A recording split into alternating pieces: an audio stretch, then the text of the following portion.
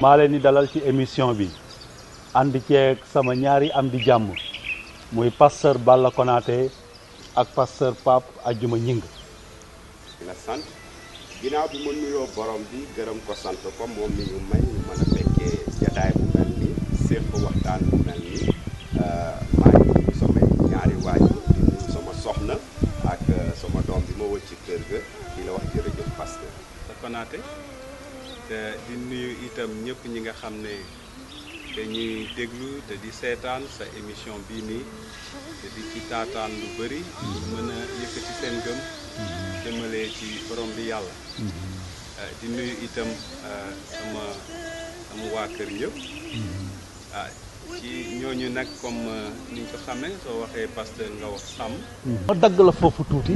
ndaxte fi nga tàmbalee jëm dafa am solo waaw dafa am solo kon xaaral ma jàng benn ñaari wala ba ci ñetti saar ci injiil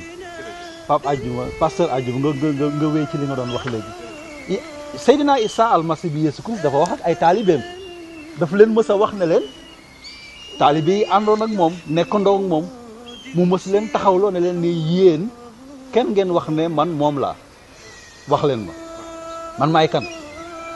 joom kay moo doon génnee ñu ci li bon tàbbal ñu ci li baax. loolu nan la ko mën a defee mais loolu moo andi bant bi pasteur Amet. jërëjëf pasteur Balla pasteur na ci yonent yi waaye sax ci juddoo gis nga malaaka bi ñëw